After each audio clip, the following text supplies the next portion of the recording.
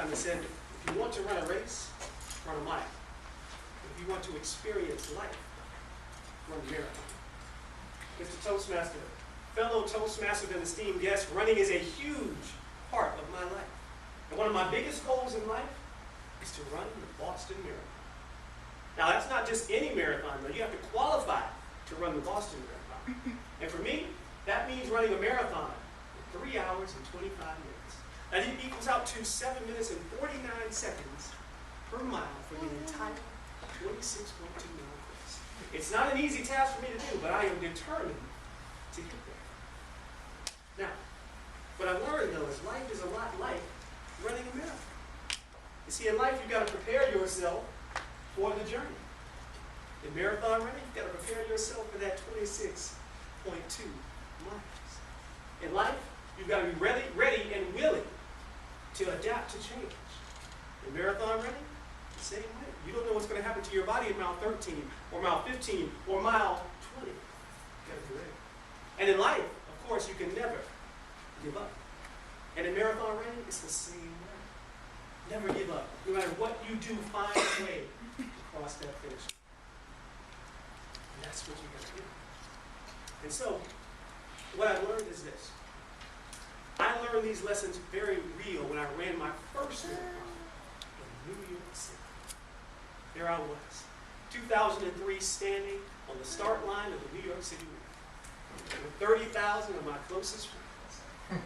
Scared, nervous, excited, all those emotions going through my body at the same time. And then the countdown begins. 5, 4, 3, 2, 1, and the gun goes off. And literally a sea of people cross the Arizona bridge. It's a beautiful sight to see. And then they start playing that song. Start spreading the news. I'm leaving today. I want to be a part of it. New York, New York. And I'm bobbing and weaving. I'm running past people going up the bridge. Going way faster than I trained to run the marathon here in Tampa. Sprint down the other side, pass right by some water stops, but who needs water? I'm feeling so good. Yeah, high-fiving kids left and right. There's over 1 million spectators at the race. I feel great, and everything's going great until about mile 10. You see, then I realized I'm a lot more tired at this mile 10 than I did here in Tampa. That's when I realized that I had trained here on the nice flat roads of Bayshore, but now I've been going up and down, and up and down the hills of New York City. I had not prepared myself properly for this journey, and now I was paying for it. But it's a race, so I got to keep going on. So I make it to the halfway point, 13.1 miles. I'm on pace to run a 3 hour and 30-second marathon, so I feel good. I take a quick bathroom break, and when I do, I realize I'm getting dehydrated. But I got to keep going, so I go all the way to mile 16, and then it happens. I hit the wall.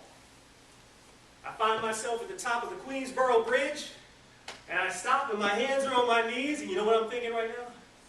This is not going to end well. I got 10.2 more miles to go, and I'm done. So I realized right there I've got to adapt to the change.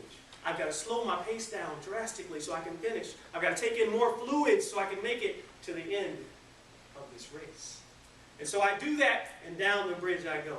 And those last 10.2 miles were some of the toughest run I've ever done in my life. Toughest I've ever done in my life. I run a little bit, and then I walk a little bit. And then I run a little bit more, and then I walk a little bit more. And I was slurping down Gatorade and water at every stop that I could get. I was screaming at my legs, come on legs! But they had given me all that they were going to give me for that day.